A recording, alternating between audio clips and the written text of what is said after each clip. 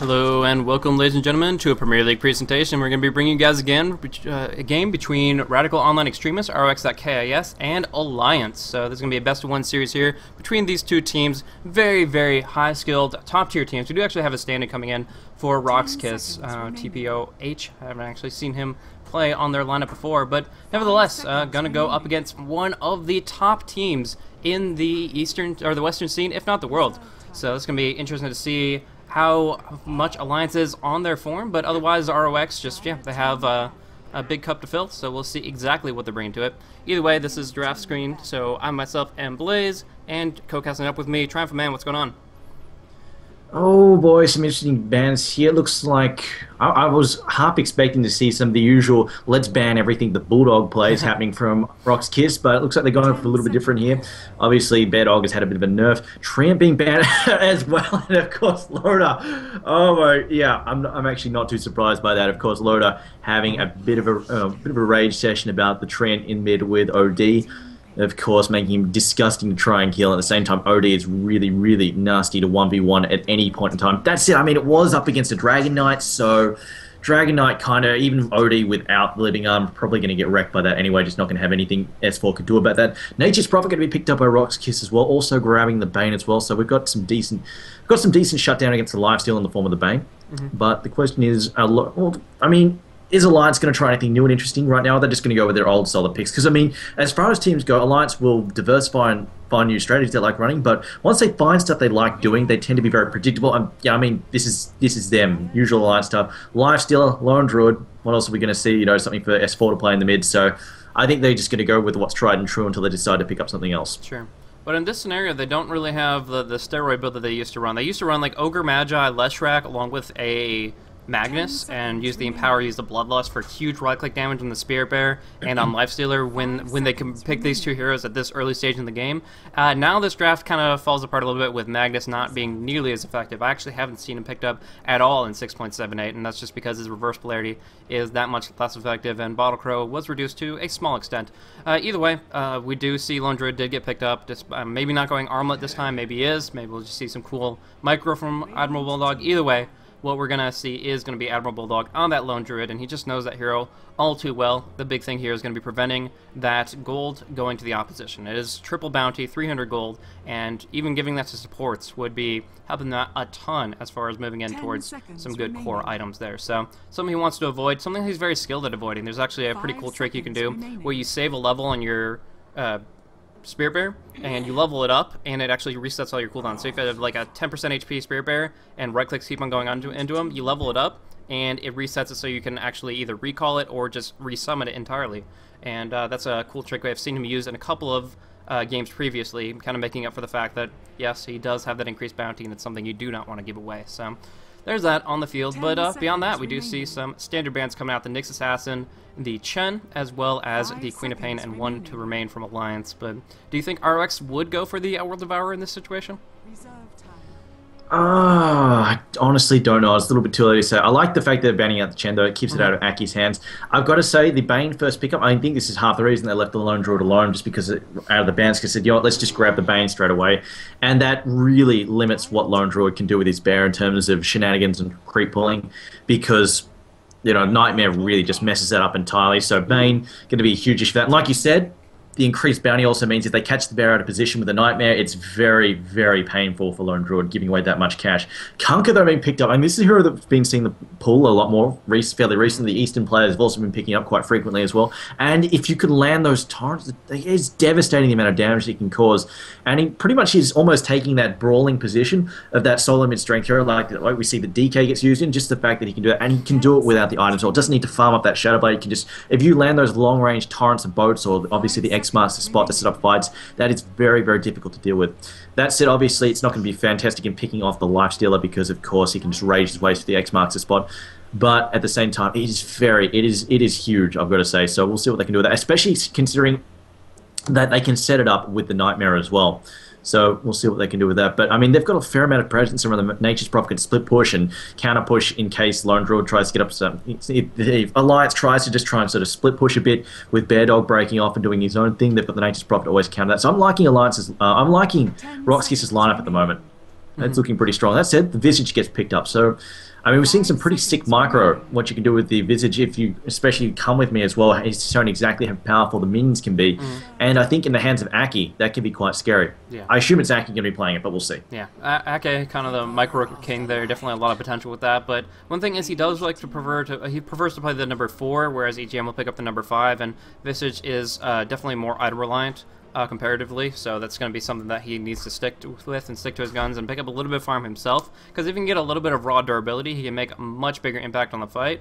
But for right now, yeah, the Kunkka is going to be the hero to watch for RoX's lineup. I mean, they got some really powerful standard stuff like the Global Presence Nature Prophet, the Keep of the Light Bane, a standard lane to go in a tri-lane scenario, and whether they want to go aggressive, defensive, they can pick up another carry to go with it. Whatever they want, they have a huge amount of potential just with these bread and butter supports. But the question is what they're up against. If they're up against a lone druid and they're just preventing Bulldog's creep manipulation shenanigans by nightmaring the bear and eliminating that aggro, or if they're going to be going around and just going and singling out one person, nightmaring and charging up a full Illuminate on top of them, maybe a Torrent on top of that. I mean, there's a lot of destructive potential. But Alliance aren't flinching against the Ezreal. They're going to go ahead, pick up the Disruptor, and kind of go building around their strategy rather than counteracting that of the opposition.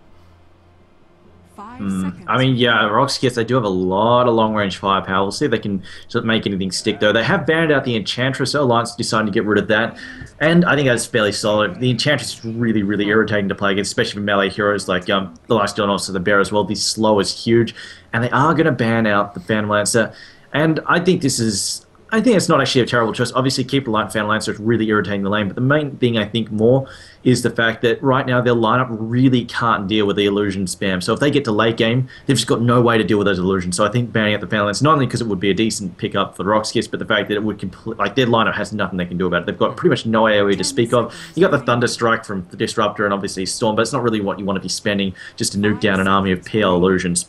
Yeah. So I think it's a smart ban for them. And the final ban there from RoX.KIS, they're just picking off another mid-hero so S4 can't get his hands on. And I think that's the pick that Alliance are looking for here. Just got to pick up something for S4. Yeah, they're going to pick up the Puck, though. They pretty much had their two options were either the Storm Spirit or the Puck. They want the Nyx bombs, they want mobility, and those two heroes would have fit the bill nicely. Now they have it so that Disruptor and Puck together have an amazing period of time where they can just silence out, eliminate the Kunkka's Rum if they can pick him off early, make sure Bane doesn't get his ultimate off, stuff like that. So I would bet a significant sum of money that S4 is going to be picking up the Puck here. But that being said, it is 6.78. It is a new day, and with that, they might be trying out some new tricks. Either way, Dragon Knight's going to be the mid coming out for ROX, and that's going to be run by Solo, and we're going to actually have to see what S4 counteracts with. Dragon Knight, the final pick here for RoX.KIS. They might actually be farming the Kunkka instead. They might actually throw the Dragon Knight in the mid. I think that's possible. I mean, Kunkka, if you just give him the mana, of course, you just spam torrents everywhere. I mean, you might miss a few of them, might miss a lot of them, but once you land a few, I mean, if you can just keep throwing them out as frequently as you desire. And of course, if they throw with a Bane as well, I mean, Nightmare sets up a torrent, pretty much guarantees you're going to land them. So I think we're probably actually going to see Kunkka getting farmed. And if they get the early crit on him, I mean, you get lucky and you crit you splash a huge crit, it can completely screw up a fight. I mean, sometimes you just roll the dice and that's what you want, but they're going to pick up the fire. Whoa, okay, so it's going to be a solid mid-clock where I honestly would have liked to see the Puck more, but all right, we'll see what they go with that. That was the second one that I actually was thinking there. The one thing that Clockwork's really great at is singling out heroes like Bane and Nature Prophet. We do actually have some disconnect, not sure what the remake's about. Didn't actually communicate that. Maybe in Skype chat and I missed it. But one way or another, what we're looking at, I really like this lineup. And obviously, if I was actually betting a sum of money, I would be losing out on that pretty quickly. But we do see, yeah, those two, it's kind of flip-flopping between Puck and Clockwork. And the reason for that is because it's kind of fish in a barrel going on Nature's Prophet. He can't teleport away from you with Battery Assault. And same thing with Bane and his Fiend's Grip. So it's a great lockdown, great mechanic. But it looks like we are going to go for a quick remake, though, kind of inexplicably. All right, one second. Let me get back in. Be there in just a second. Is the lobby up? I can't see it. I'm gonna host it right now, but I'm not. Yeah, they didn't actually communicate exactly what that was about. But yeah, I'm assuming it's gonna be an all pick phase, going right back on through with that draft. Yep. So I'll figure out exactly what that was about. But other than that, the lineup that we're looking at here, what do you think about it? Oh, I'm gonna say I think I like Alliance's lineup just a little bit more because. Obviously, you know, if they get the Kunkka farm, it can be really devastating. But at the same time, I think they've got the setup there. I think they've got the setup there with the other thing is, of course, you've got the minions. Like, I mean, they might have obviously the Bane trying to hang back at the back ends, but they've got the minions that can just sort of fly around the edge of the fight and then jump in there with a stun. So they need to sort of set things up and try and protect people if they're getting set up by the Nightmare as well as the Torrents and stuff. But I think it should be enough. I mean, the Clockwork obviously can be a huge disruptive force. That's the only thing that worries me a little bit. I don't know if they have the AoE. Like, that might be their biggest problem. If they're forced to team fight, they may not have the AoE, because obviously Clockwork can get up and set up a fight, but they don't really have the follow-up after the cogs. Or even if they land a good storm, and kinetic field, they're going to be relying a lot on the battery assault, just the right click from the Nakes to get in there and really get most of the job done. So that does worry me a little bit, but we'll see. The thing that I think they've got the best ability, though, is the fact that they can, if they can force it to split up, I think they should be fine. If they can force it to split up, the Clockwork is going to pick off a lot of people very easily.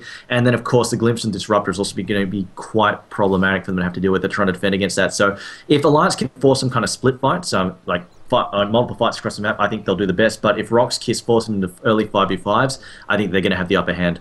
Mm-hmm. Yeah, absolutely. So it's definitely about how early those engagements come on out. Okay, there was an Omni Knight pickup, so that's a mistake. He's repicking it, but that would cost him some gold. So we'll see. Actually, I guess they want to probably go for another remake immediately after that, but we'll see exactly how they respond. Need remake again, I suppose. So yeah, that's what we're gonna do, because he did pick up Omni Knight and then immediately repick that. So another little quick thing there, unfortunately, but. Going on into it as soon as we can, guys. Sorry about the little issues. The first one was Dread as a replacement. He was not in the previous setup, and they got him back on in time. So they were able to sub in their main roster individual as they intended, but and Alliance were perfectly fine with that. But unfortunately, that does mean that we do have to go through a second remake, because he wasn't on the same page as everybody else. Either told the wrong hero, or a little bit too much vodka, I think, tonight. Fair enough, fair enough. So. We'll get it going, though, and there we go. So, yeah, I guess he was going on the Bane, presumably? I don't know. Anyways. He said, I tried to random Bane, need an advantage. I'm sorry. Nice, nice. So, yeah, he randomed the Omni Knight, now that I think about it. Didn't actually misclick on that one. So, Dread holding it up a little bit, but, you know, we can let it slide this time around. So, Alliance will come back on in. RoX.KIS taking a seat. Dread is ready to go, and, Ange isn't technically in, but that's not the biggest deal in the world. So going forth into the final one. This should be the last remake required, and we'll see these guys going at it. So interesting lineups. The mix of the Dragonite and the Kunkka is pretty interesting, because they both have great cleave mechanics. So that's has a lot of potential theoretically. But yeah, it really depends on how they want to farm it. Clockwork versus Dragonite is there's gonna be a lot going for the Clockwork actually. So that'll be pretty interesting. But yeah, we'll have to see. 1 minute away, we will have the full lineups as far as who's playing what, but I guess I'll just shout them out for the moment. We do have S4 on the Clockwork. We're going to be looking at Ake on that Visage. Lifestealer will be picked up by Lodo, of course, and EGM is going to be on the Disruptor. That'll leave Emerald Bulldog, of course, on his signature Lone Druid. As for our ROX, we're looking at Business Perfect on the Kunkka. Bane will be selected by Dread. Solo is going to be the one running on that Dragonite, leaving Vonskor on the Keep the Light, and Furion selected by TPOH. So he's the stand-in still, setting that up there. But yeah, this lineup should be pretty interesting. As far as the mid matchup, I think that again, there's not going to be too clear of a victor, because the Breathe Fire will always give you CS, and Clockwork's Rocket Flare or Battery Assault can allow them to control the lane pretty well. But it's going to come down to how they transition out of the lane, how they gank, how aggressive they can play there. So once Clockwork's Hookshot is online, I think there's a lot of potential for Alliance to take it away just through a huge kill advantage. And that'll give room for Lone Druid to just do his thing up on the top lane. But either way, we'll see it up. Everybody is in, selected the right heroes, and good to go.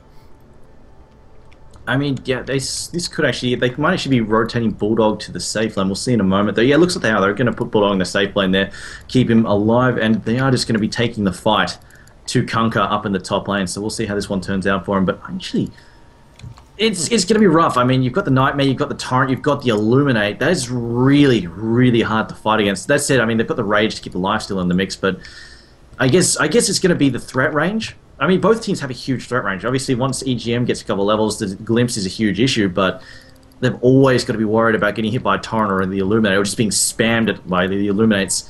So I think this may be a little bit rough for Alliance, because they really need to get a few levels up before EGM becomes a viable threat.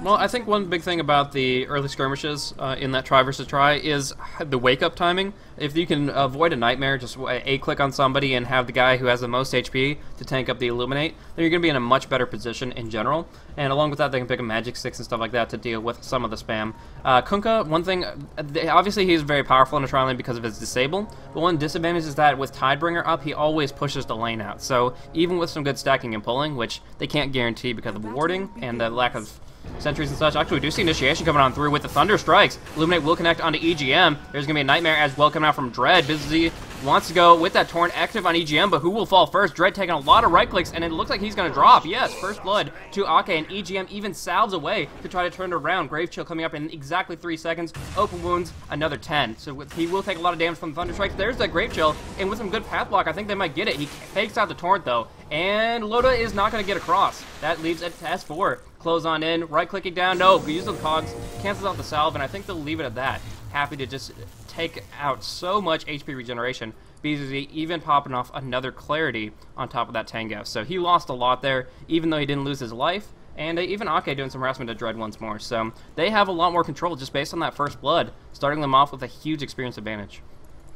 I mean, I'm not too worried about the Tidebringer pushing lane, because, I mean, if they're going to be forced to skirmish and fight constant, which means Illuminates are coming out, which, I mean, that's going to push the lane regardless of whether or not Tidebringer is going to be cleaving at creeps, just because the Illuminates, they're going to clip the creep every now and then, and once you get hit by an Illuminate, it just pushes the lane so heavily in your favor. But it looks like they will throw down the Barking Ward there just to try and make sure they don't have to deal with that. And also, of course, they just don't want you spotted up when they come around here to try and jack the pull if necessary, or try and jack the pull if they do go for that single pull there. But down the bottom lane, it's going to be Nature's Prophet up against the Lone Druid. And I think this pretty much, Bulldog is going to run right over this lane. There's not really much Lone Druid, I mean, not really much that the Nature's Prophet can do to fight the Lone Druid. He's going to have complete free farm and complete control down there. Bit of de-warding being done by Vanscore. Going to get rid of that top ward there. Trying to. He's missing a lot. Yeah. Yeah, it's frustrating as all hell. EGM also comes down there just try and scare him off in time. Doesn't happen, though. Yeah.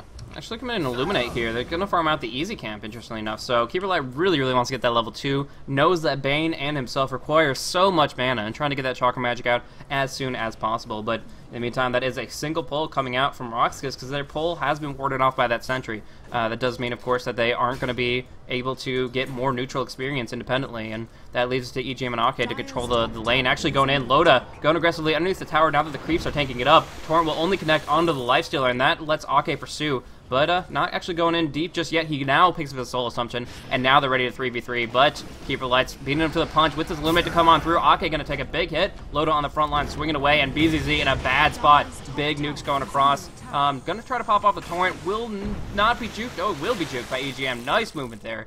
And with that, they should be able to disengage without any casualties.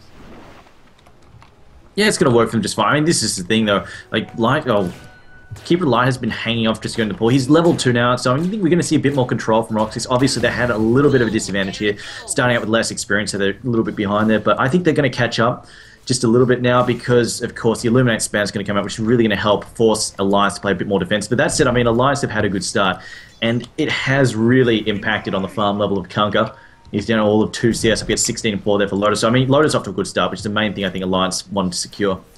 And it's going to come down. And again, this bothers me a little bit because the lineup that RoX.KIS have here, Dragon Knight can't really come to assist him for a little while. He needs to get some early items, early farm. And then, of course, Nature's Prophet doesn't really offer a whole lot. I mean, he can plod there, he can throw a few auto attacks in, but at this stage, everybody and their dog has a Tango, so his Sprout's not going to do a whole lot either. So they don't really have anybody who can rotate to help them turn things around just yet. And it's not like they have something like the Queen of Pain. Like we saw last game, the rotation for Queen of Pain and Puck completely turned fights around. Whereas the solo mid here, Dragon Knight, doesn't really have that impact, per se. Yeah. The CS is a really, really good thing to point out as far as the lifestealer's advantage over Kunkka, and I believe that's going to remain to be the case. But as far as killing Kunkka, I actually think that that's going to be quite the opposite. Their initiation right now is Visage. His Grave Chill is a decent range, but you look at Open Wounds, 200 attack range, cast range, absolutely nothing. He's going to be able to survive and get some CS, but the one thing he can limit Kunkka from doing is actually attacking the creep wave. He can keep him just out of range of that. Yeah, otherwise, it's really EGM and Visage that are really making their mark there, and we're actually going to see they're going to have to drop another sentry if this is going to work for them. Do they have another sentry? Or are they going to try to defend this warp? They have another sentry. So Nightmare will go across. Illuminate will connect on Ake Torrent as well. This might be a kill, but they don't want to go in too deep. It's not going to be relevant either way. Keep Light and the Bane right clicks, as well as that Brain Sap securing the kill. So nicely done. Keep Light picking up some extra pocket change, but it's going to be Kunkka to pick up his boots so that he can actually maneuver around in the midst of these engagements. See, the thing, honestly don't think Alliance are looking for any initiation or kills on Kunkka so much. They're just looking to zone him out of the creep wave, which, I mean, that's working right now. He's being forced to back off and farm the neutral camp, which isn't going to give him nearly as much. That said, though, as we saw, Illuminate and the Nightmare, really good setup. The Torrent as well. I think EGM and Aki are going to have to calm it down a bit. They're not going to be able to zone quite as hard. We're going to see Vanscore and Dread get a lot more aggressive. They're going to try and force their fight back, force Alliance to either engage or get step back off, and they're going to move in now. Well, they're actually going to back up their open wounds. Dread, they're just going to charge straight in with a phase boost, trying to step on Dread. He's going to rage up there, going to dodge the damage. The Nightmares himself, they're going to try and stop it from happening. Not going to happen, though. He will get brought down eventually anyway. Torrent gets tossed out. And that rage allowing Loda, the early phase boost, well, that's a ton of damage and mobility. I think that's the big difference here. And now giving him the speed to get in there. And we only the level 1 open wounds. I mean, he could just charge right in there. Of course, the underfarm support, no boots, no way he's getting away from those phase boots. Yeah, exactly. That's where take a lot of damage on mid. He has his tools. He's actually just going to use his hookshot to get back to base more rapidly. Really good maneuver there. But yeah, it came down to those phase boots and the right click and the distance controlling. I mean, when you have phase boots against a Kunkka who has no boots, you just, I mean, it's the difference is immense as far as how much ground you can cover to close the distance there. Down on bottom lane, there was actually a solo kill coming out, called out against the Furion, one Entangle proc, and suddenly his HP was just so lacking. The Orb of Venom slow, he was far enough away from his tower, and the fact that he sprouted himself in with the bear, he just got completely screwed over. He might have been able to get on out of there if the creeps hadn't blocked him into his own trees, but they really wanted that bear, and obviously kind of counterintuitive to what they were actually trying to accomplish. And so Furion did get dropped down. That puts actually Emerald Bulldog at level 8 versus the level 6 Furion, which means this tower is going to be dropping quickly. Any Entangle will mean the death of the Furion once more, and it's just going to get worse and worse. There's an Entangle proc. He's going to go in. There's the resummon of the bear, and it is going to get another Entangle to interrupt it. Beautiful by Bulldog. Top lane down, top lane. They do get the pick off on the Bane, and yeah, they're going to get that set up there. So what Bulldog did there, he didn't actually resummon. What he did was he had a level 3 Spirit Bear.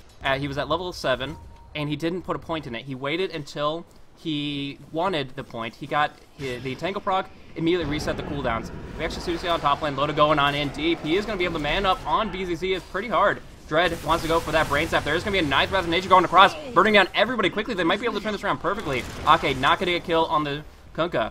The only one to survive is going to be Loda to escape on out of there. Attempt from Ake to TP, but not going to work out. I mean, here's the thing, like, Nature's Prophet, he TP's up at the top lane, and then he doesn't do anything because Tango's Loda just eats his way out of the trees and leaves. So, I mean, that's some of the issues. I mean, they don't really have a hero. I mean, if you had, like, a Beastmaster at this point in time, level 6, ports up here, that can cause some serious damage, but that's this problem with Nature's Prophet. It looks like he's going to go in there. Uh-oh, S4 in some trouble here. He's going to tank that, hooks his way forward. They're actually going to go for BCZ. Cogs him in, takes him out. Nicely done there. As looks the Thunderstorm will also finish him off there as well. Nature's Prophet goes down. Courier almost gets picked up as well, flies into danger, but it will maybe will get away. It'll be fine. The damage there from EGM is not enough. Gets there as well. Yep. Glimpse. And see what he glimpsed there. EGM just going to eat a stun and force out a solo. He wasted a lot of mana. They're going to get another stun in just a moment, but trapped in the kinetic, EGM will take too much right-click damage and will be dropped down. But, my goodness. Oh, actually, Torrent connecting on Lotus. So they're not done yet. Rages and Phase Boots on the way. Will Solo be able to connect with this Dragon Tail? Doesn't look like it. And he will be able to escape yet again.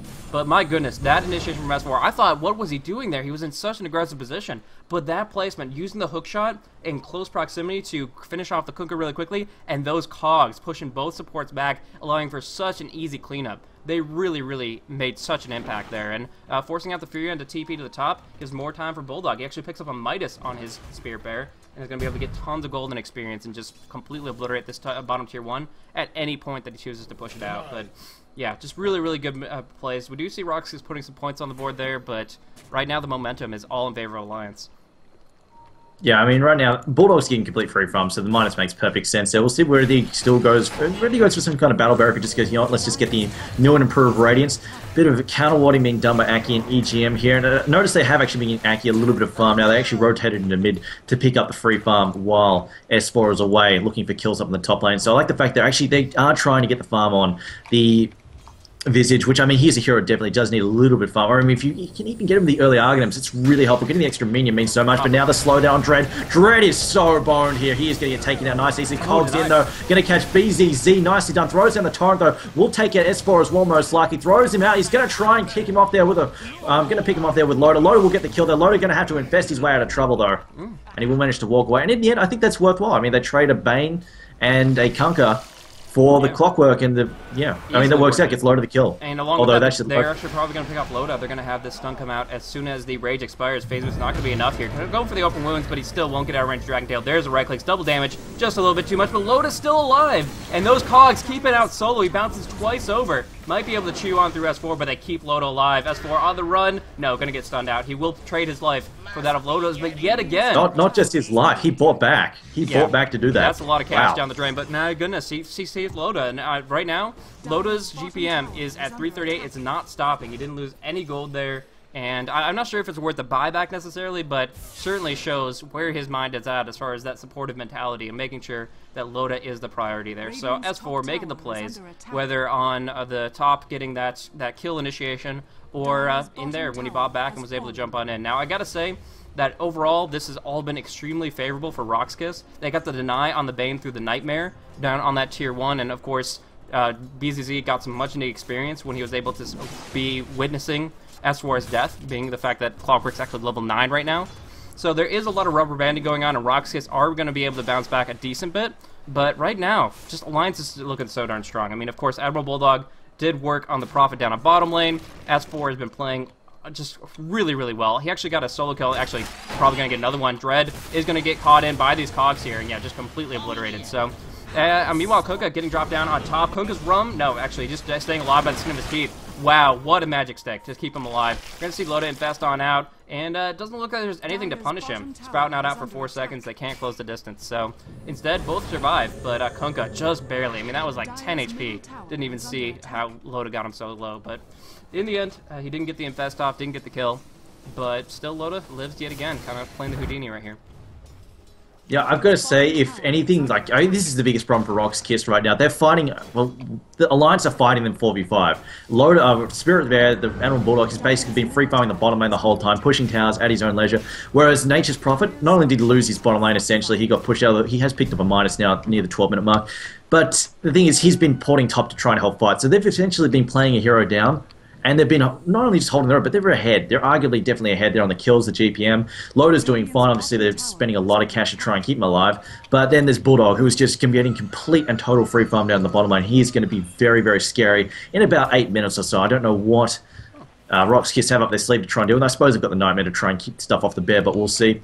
And the other thing is, they are actually getting some farm on Aki. I mean, Aki's got 1,400 gold in the bank. He's saving up for something. So as though the boat's coming, S4 now, so if anybody's suffering at the moment, I've got to say it's S4. Or they also pick up Disrupt, the haste ring there on Dread. Dread charging around, tries to pick up a kill. The Blinding Light goes down as well. They are going to keep going. RoX.KIS on the offensive here. Going to try and pick up Aki. The Familiar's going to toss down some stuns on BZZ. They will probably pick up Aki here. Throws down. Yes, he will get cleaned up by the Illuminate. Loda also going to finally get picked up. Now that was a much needed kill. 4 down, but none in return. That is exactly what RoX.KIS need, plus the mid tower as well. I think they really, really will bounce back here indeed. Yeah, that was just really, really good. The boat torrent set up. They didn't even have X marks a spot to make that work for them. They just had the Nightmare. They saved the Fiend's Grip for when Loda came on in with that TP. They punished him hard. And along with that, a fortuitous haste ring coming out from DK. He came in from the flank, from the southeast, actually on the Radiant side. And yeah, was able to just deliver a lot of pain. And that was a fight where obviously Lone Druid couldn't get involved because he was farming the jungle so significantly. And S4 got picked off early, so he couldn't contribute very much. I don't think he even got cogs off because of all those disables. So really, really good initiation from RoX.KIS. They absolutely needed that. We're going to see the experience plummet much more so in their direction. We're still seeing a 2,500 disadvantage. I gotta say that's mostly due to Lone Druid having so many more Midas charges coming on out, and that'll set him up for really, really early levels. He'll have the Rabid, very rapidly skilled, and that will increase his farm, and it's just the rich get richer there when it comes down to Admiral Bulldog, and I think that means that he's gonna go for Radiance. He saved up 2,900, he picked up Tranquil Boots, and that's really all. If he wanted to go more aggressive, he wanted to go for Maelstrom, Mjolnir or something, he would have Phase Boots by now, but I think he's saving for that Sacred Relic. Yeah, I get that feeling as well. Resummons the bear as well. So, I mean, this is going to be the big problem for RoX.KIS. In about 5 minutes or even less, arguably, they're going to be facing a Radiance, and that is going to be problematic for some seriously underfarmed supports at the moment. I mean, obviously, Nature's Prophet's made of glass right now. He's going to be very easy to pick off. Of course, Keeper Light had a strength nerf recently as well. And then Bane. Bane has pretty much absolutely nothing. So they're going to be so easy to pick off, and that does worry me quite a bit. They're going to suffer a lot from that improved burn there from the Radiance. Now Loader has gone for some easy items there. Picked up the Drums of Endurance. Obviously going to help out the Bear as well, and all his buddies there. And obviously it just gives him some nice flower stats. Makes him considerably tankier as well. And it looks like they really are trying to keep him alive here. Aki hanging back, EGM as well. I think they're just trying to bait him right now. They're trying to get RoX.KIS to commit to another fight up top and turn it into a messy sort of scrap that they can potentially try and win. But right now, RoX.KIS, they're more interested in putting pressure on the Lone Druid's lane, just getting rid of this bottom lane. But the problem is, of course, they not only need to shut down this bottom lane, but they need to get in the jungle as well, because this Lone Druid is the point where he can farm this jungle really quickly, especially with that Midas. So they're not only going to have to take down this bottom lane, but they're also going to have to try and shut down the enemy jungle, plus defend their top lane at the same time. And I don't think they can manage that. Yeah, it's very, very difficult. Right now in this position, they were actually trying to bait down bottom with the Dragon Knight being visible and the others smoked on up. But now we do see them kind of doing a little bit of action on both sides. They tried to do some counter push pressure up top, and the Prophet comes down bottom to try to finish off the tower here. The Siege creeps and the Trance will finish that off, and they actually do hold the line up on the top lane as well as some good Illuminates, but now coming on in, BZZ popping off to the Rum just to keep himself alive, but actually not taking too much damage as they dodge on out to the north, and it is just a 2v2 skirmish until Aki actually comes into the fray. Just looking at, I'm not sure what Nature's Prophet. We'll see what he goes for first. But he's, it looks like he's going for the Shadow Blade first. I'm not 100% on that option there, just because it's become a lot less useful. The top lane, yeah. Oh, big glimpse. Disruptor glimpses the Dragon Knight that was TPing on in. He's out of the fight. Keeper Light gets locked down hard by the Soul Charms, and one more right click will finish the job, and they get the Entangle on Kunkka. Oh my goodness, Alliance just tore apart that team fight without even having the Clockwork available. Dredge should get entangled eventually here. Oh, come on, Bulldog, you got this. He doesn't get the entangles when he doesn't need it. He just gets it through when the first entangle really makes or breaks the fight. So another good run through, but he has the support somebody else to do it. Off. And yeah, they take the tier 1. My goodness, what a really good fight for them. They said, okay, that's a red dragon with his stun available. We're just going to toss him right back down to bottom lane. You can farm whatever. We're going to kill all your supports. And it's exactly what happened. The Kunkka, he used his Ghost Ship very early on to try to get the buff on himself, but didn't really, of course, get any disables or damage out of it. And from there, the teamfight just fell apart very, very rapidly. So great glimpse. Got to give props to EGM on that one. But yeah, across the board, just Alliance taking it away.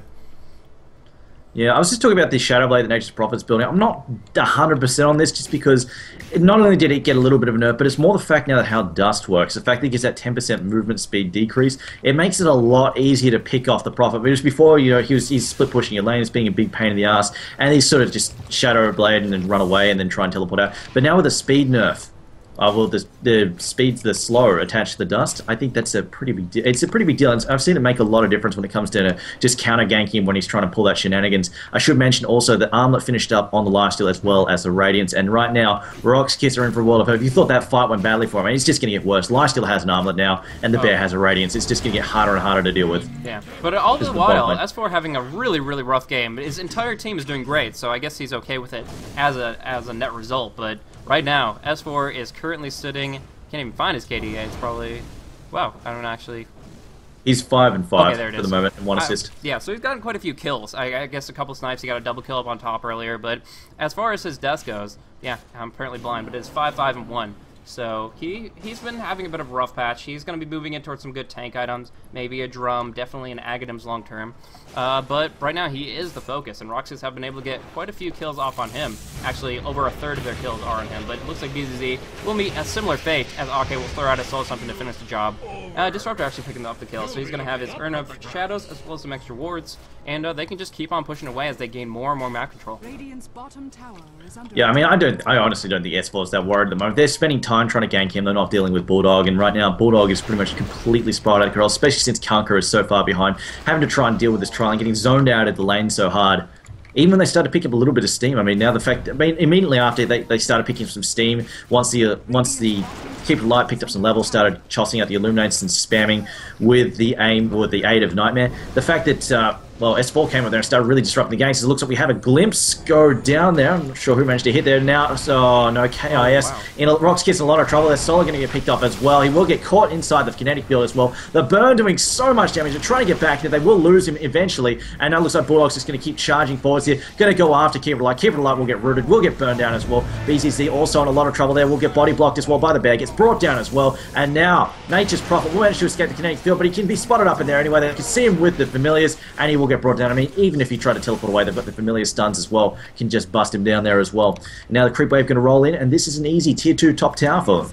Look at all the massive sentry wards that have been placed on out there. That's a little bit of miscommunication. It doesn't really matter much in the scope of the game and how much advantage they have. I mean, when you have 7,500 gold advantage, that's a lot of sentry wards to waste. But no, in this position here, they have doubled up a couple times over, and they really, really wanted to make sure Shadow Blades weren't going to be a factor. But the fact is, they have it. They have the detection, and they're up against a double Shadow Blade lineup. So they're feeling pretty confident in this position here. And although RoX.KIS's counter initiation up on the top was rather flashy, with a torrent that blinding lighted into a boat, it really didn't result in them having any advantage as far as open combat, and so they have to really change their battle plan. They have to go for quick picks or not fight at all and just try to turtle it with good map control, but that's one thing they're just completely lacking right now. I'm going to say, I mean, right now, obviously we've got a ton of wards of it, but I think that right now Alliance could probably invest in a gem. I mean, you give it to Bear, Bulldog, probably not going to lose it. Yeah. He's so tanky right now, and they don't have a lot of burst, and the fact that he's pretty much always being protected as well. Like, they're always covering and making sure he's not going to get picked off. Aki now following him around, just going to doing a little bit of jungling himself at the same time. But at the moment, it looks like S4 playing dangerous once again, looking to pick up that Arcanum Scepter. He's had that Bracer sitting in his inventory for quite some time, actually. I don't think he'll bother with the drums, though, just yet. Loda's still got a charge. Much more likely just to pick up that Arcanum Scepter is going to help him out quite a bit. Bane playing riskily here. He's standing up here. His allies are a long way off. He could quite easily be picked off if he's unlucky. And he spots the Bulldog coming forwards. However, the thing is that Bear can outrun him like crazy. Oh. And then a hook shot in. Oh, Dread. I really don't know what he's thinking about doing, hanging around by himself there. I mean, there's no way for him to escape. Throws down the Nightmare, but they can just transfer that around at their leisure. As they do. There we go. Bulldog going to give it back to the Bear. I mean, that's exactly what I was talking about. There's no way from now to outrun it. If he sees someone coming, it's nighttime. He doesn't have great vision. They spot him. The Bear spots him, just runs him down. Yeah. So Loda now. 2,500 gold in the bank there. What do you think he's going to go for next, Blaze? For Loda, currently sitting at 2,500, and he doesn't have to get anything. That's the interesting thing. Like, he's not worried about evasion. He's not worried about getting hardcore disabled or anything like that. Like, he can literally have whatever he wants. Probably a Desolator would make the most sense because, again, it is buffed out to an increase, I think, it's -7 armor, which is rather substantial when you consider how much physical damage is being output by this team as a whole.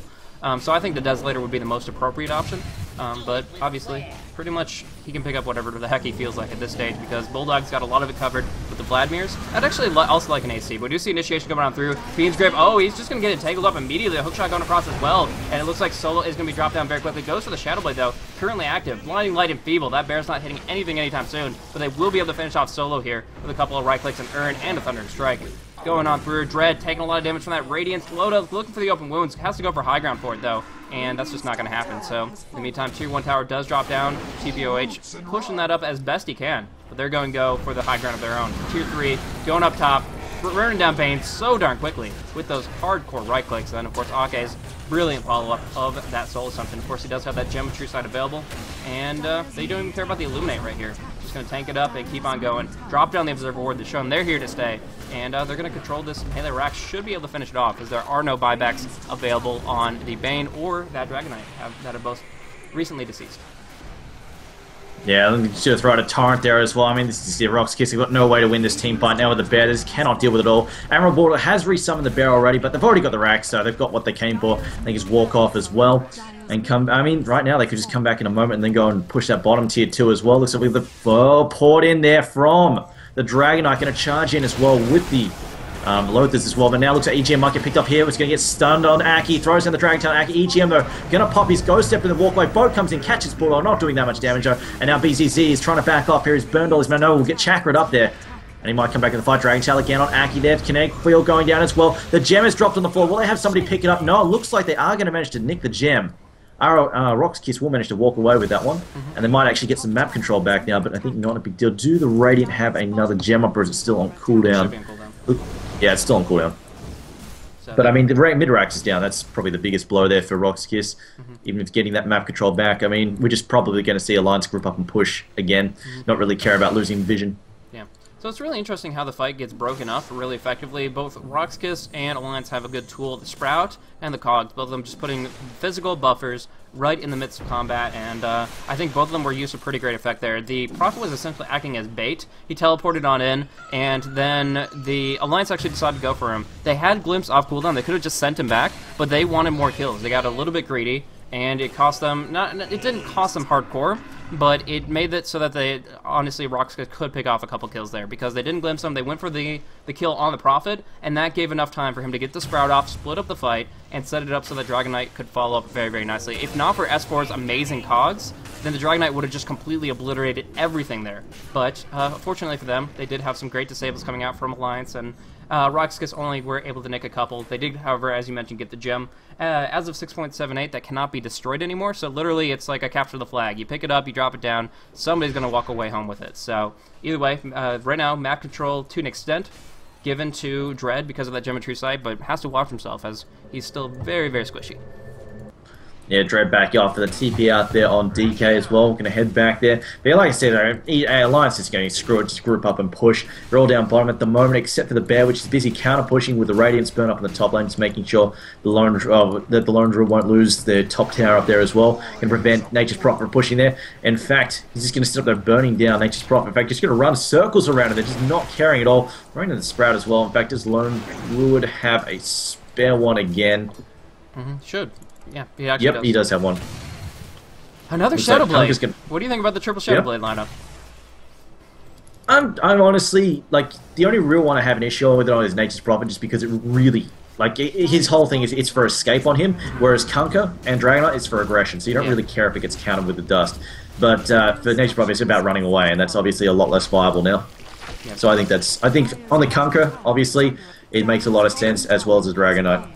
Yeah, I like the Dragon Knight for initiation, like the stun. I like the Kunkka for the super potential damage if you get a Crystallis after. That's kind of what they need. They need to go all in, try to farm up a Daedalus Divine Rapier. I mean, that's really the only thing that's going to pull them out of this game situation here. But yeah, I do like the pickups in general. It's just stacking them up, providing aggressive stats when they're just getting mauled on really, really quickly, quite literally by this bear. He's going to go for this Assault Cross next, and you have Desolator and AC, as well as a Vlad's. I've talked about the armor benefit in one of our previous games, and it just comes completely into play here.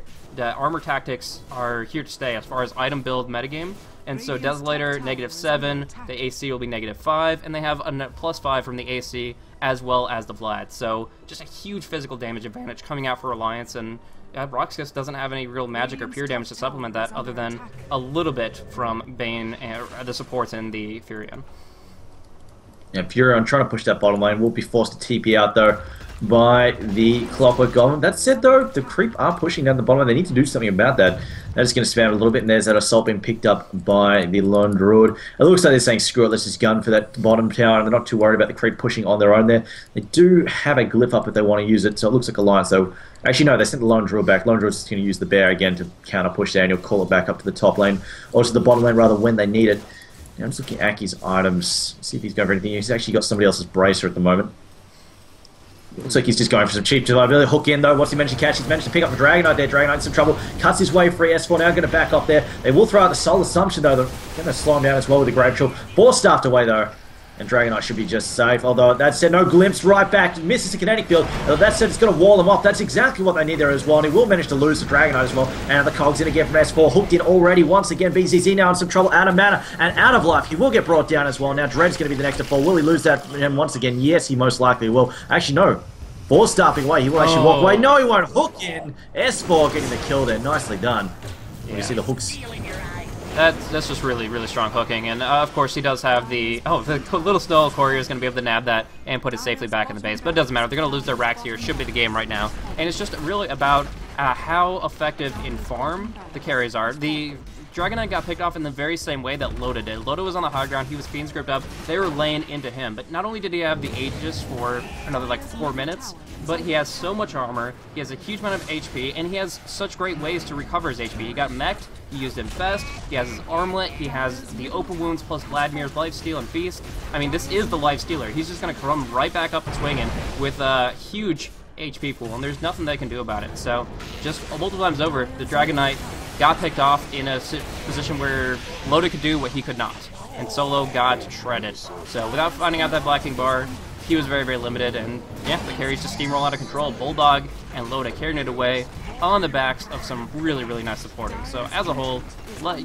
as usual, we do see Alliance just take it away, and yeah, just playing some really, really solid, very, very conscientious initiation and farm tactics to get themselves in a great advantage. We do see they do take the game away, and yeah, it's 31-16 as the final kill count. We do see that only took them 29 minutes. So moving on forward with the next one, we will be seeing who they're going to be going up against in round 2. That is Evil Geniuses versus Quantic, formerly known as DD Dota, and that's going to be an awesome match that will be showing us who's going to be going up against Alliance in round 2. So, any other thoughts on this match here, Triumph? I would say 90% of this game for Alliance, like, obviously they're great players, but I'm going to say a lot of it was the smart drafting. I really feel like they tricked RoX.KIS. RoX.KIS saw the lone draw and said, yep, that's going to be Bear Dog in the offlane, so we're going to be fine. Didn't really think about the rotation. Obviously, I know we were saying it before at the start of the game, Alliance are really predictable. Except they switched it up, said Loda, he's playing the lifesteal, but we're going to change it up, put him in the offensive tri lane, and suddenly you've got this lone druid who's farming the safe lane and completely trashing the Nature's Prophet. I mean, I really doubt that RoX.KIS picked the Nature's Prophet expecting to go one-on-one with the lone druid, because you don't want to give lone druid a ton of free farm like that. And obviously, they just had no real way to control that top lane once they rotated the clockwork up there to help him out as well. So I'm going to say a lot of this game goes to Alliances and their smart draft. I'm pretty sure they pull the wool over their eyes for RoX.KIS. Yeah, really, just solid stuff. And I'm curious to see if Disruptor will be picked up more often. We've seen him already twice, and he does definitely have a place. It's didn't really get as much as far as modifications go. I mean, nothing really changed about him significantly and mechanically, but he's just kind of finding a new opportunity to counter-initiate, throw off the game of his opposition, and he even worked on that tri-lane to a decent extent, dishing out quite a bit of damage. So he did get an increase in the radius of his Thunder Strikes, but I think that's it as far as I can tell. Either way, he's solid, and yeah, he definitely made his mark on the map here. So well played as a whole for Alliance, and they take it away. Next game, as I mentioned, is Evil Geniuses versus Quantic, aka DD Dota. And we'll be going on to that best of one in just a minute here. So thank you guys so much for tuning on in. Hopefully you guys enjoyed the Premier League Season 5. This is the Aghanims Cup, concluding out the round 1 with the next game. And yeah, if you guys want to check us out as commentators and you enjoyed the cast there, myself and Blaze, you can check me out on twitter.com/blazecasting. And over there it's Triumph of Man, twitter.com/Triumph of Man. So check us out if you want to follow us or whatever, and if you enjoyed the commentary. Otherwise, you can also just check out the Primal League is the Twitter for the Premier League, and they get the official announcements for all that stuff. So check out those different social medias as you will, and hopefully you guys can support us in the future. Thanks for tuning on in. Going on in the next game in just a few minutes.